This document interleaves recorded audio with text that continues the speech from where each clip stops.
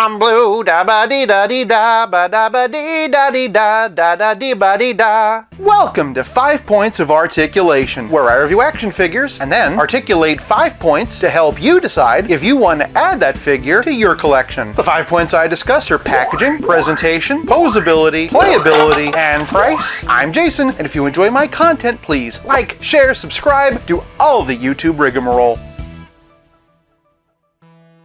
Today we're taking a look at one of the more interesting X-Men to come out of the 90s, the Marvel Legends Bonebreaker Wave Maggot. Starting off with the packaging, and Maggot comes in a nice Marvel Legends window box. It occurs to me that this is probably the last X-Men wave that will have them. Name and 90s style X-Men logo down here. Spot varnished X up top, legal on the bottom, UPC for those who want it, and a pretty cool picture of Maggot on the back. Maggot's mutant power is his 2 giant slugs, Eeny and Meeny, that serve as his digestive system. Ugh, whatever I eat goes straight to my slugs. The Build-A-Figure for the wave is Bonebreaker, and here are all the figures. In addition to Havoc, who we've already looked at, there's Wolverine, Siren, Vulcan, Darwin, and Sabretooth. Although this isn't Joe Mad's artwork, it does evoke what I remember from the comic. I especially want you to keep this in mind as we move into presentation. That said, for packaging, I'm giving Maggot 1 whole point. Moving on to presentation, and Maggot stands at 6 3/4 inches. I'm going to be honest, this figure has evoked some very surprisingly strong feelings in me. In certain ways I love it, and in other ways I kinda hate it. Starting off with the things I love, and I want to talk about this color scheme. I absolutely love this midnight blue and deep magenta. Kinda reminds me of the Crayola bold markers I really loved as a kid. I also think that the reuse is very clever. The main body actually comes from the Thanos Wave Hercules. Obviously the knee pads and boots are new. I love the straps and the panel work. The arms and hands are new, as is Maggot's iconic coat. It's easily distinguishable by the giant shoulder pads and big yellow buttons, and the blue crack leather texture does a great job of complementing the texture on the pants. It really helps to sell the illusion that this is a completely new figure. He's got his Dickensian fingerless gloves. Clearly Maggot was a hipster before it was cool. The belt's also new and painted nice and crisp. So then, what don't I like? Since I haven't said a word about it, it should be obvious that it's the head. At this point I should say that hate's an awfully strong word. I don't hate this head so much as it gives me the heebie-jeebies. And on that note, it's time to bring this back. Obviously, this is very stylish and exaggerated. This looks like the last thing somebody saw before they were murdered. It just goes to show you that certain things that work on a comic book page do not work in real life. I mean, just imagine walking up to somebody in real life who's completely bald except for this Charlie Brown tuft in the front, and then you've got those crazy Sith eyes and that smile. That damn smile. I'm not saying it ruins the figure. Overall, I think it looks great. But I would be a liar if I said the head didn't kinda take me out of it. Truth be told, while I do have a few issues from this era, this is about when X-Men started to lose me. That said, it's a very unique design, and Hasbro's done a great job of bringing it to life. Maybe too good. Despite his creepy face for presentation, I'm giving Maggot 1 whole point. Moving on to posability, and considering the bulk and the coat, I'm actually pretty impressed. From the top of Maggot's head's in a ball joint and a disc hinge.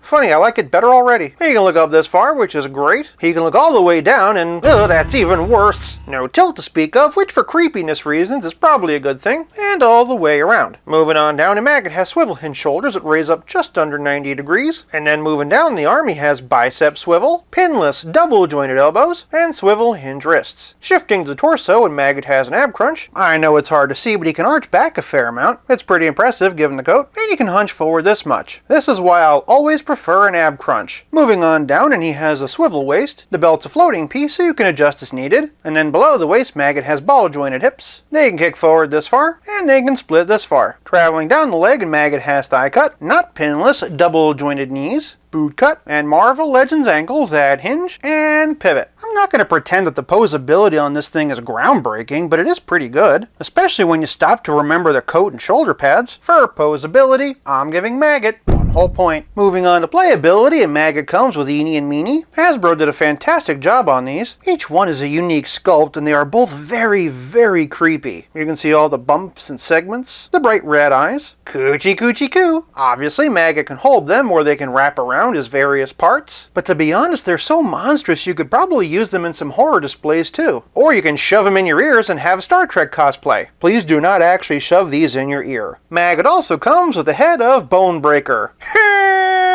Kinda reminds me of Gollum. What is it, my love? Nobody likes you. Not listening. Not listening. What's this? Breadcrumbs on his jacket says. And if all that wasn't enough, Bonebreaker also comes with his gun. Surprisingly realistic considering what we've been getting lately. The best part is if you don't want to build Bonebreaker, Maggott can also use it. But playability is more than just Star Trek references and mediocre Gollum impressions. It's also about how well your figure plays with others. First things first, we gotta start with Professor Xavier. And then for the field leader, and here we have Cyclops. This is from the Love Triangle 3-pack. Here we have Jean Grey, also from the 3-pack. And then also from the 3-pack is Wolverine. And then rounding out the team, here we have Rogue, Gambit, and Jubilee. For the other field leader, and here we have Storm. If you're curious, here's the original Marvel Legends Storm by Toy Biz. And here's another Storm by Toy Biz, based on her look from that era in the comics. Here we have Beast, yet another blue X-Men. Here we have Iceman, who's also blue. This is the Age of Apocalypse version. I just felt it had that late 90s look. For another blue mutant, and here we have Nightcrawler, and here we have Psylocke. For one of my favorite X-Men, and here we have Dazzler. Here we have the 80 Years Colossus. And for yet another blue X-Man, here he is with Archangel. I put his head and wings on the X-Factor Cyclops because that's a little bit closer to what he looked like at the time. Moving on into the villains, and here we have Magneto, and then here we have Mystique. I have a girlfriend and she is so blue. Emma Frost, the White Queen, and Pyro. And then for some other villains, here we have Lady Deathstrike, Nathaniel Essex, otherwise known as Mr. Sinister, Arcade. Here we have the Marvel Select Sabretooth. In my humble opinion, the best Sabretooth ever made. For a really big villain, and here's Maggot with the 80 Years version of Juggernaut, and also the Juggernaut by Marvel Select. But for the most quintessential 90s villain, here's Maggot with Onslaught. For some other relics of 90s Marvel, and here we have Ben Reilly. Here we have the Modular Armor Iron Man, Sleepwalker, also rocking that blue and purple motif, and Thunderstrike. Since they share half a body, here he is with Hercules, and since they share a wave together, here he is with Havoc. For a relative scale comparison, here's Maggot with Pizza Spidey and the Spectacular Spider-Man, and of course, here he is with Stealth Iron Man. I'm gonna level with you. I wasn't originally going to get this figure. While the 90s is my favorite X-Men period, I much prefer the first half to the second, and Maggot wasn't really a character that clicked with me. Had I not seen him with my own eyes, I probably would have passed on him completely. This is another thing I don't like about the upcoming windowless boxes. By not being able to see a product and be surprised by it, it kinda kills the impulse purchase. Given everything he comes with, and what a nice compliment he is to my 90s X-Men shelf, this is one impulse I'm glad I gave into. For playability, I'm giving the Bonebreaker Wave Maggot 1 whole point. This leaves us with nothing left to discuss but the price. Maggot retails for $24.99, but I found him at Walmart for only $22.99. This gives me hope that some retailers are realizing that we're really feeling the squeeze and are willing to compromise. Considering all the new parts, the character-specific accessories, the Build-A-Figure, and also the weapon that you can use with this guy, I feel like I more than got my money's worth. For price, I'm giving Maggot 1 whole point for a grand total of 5 out of 5.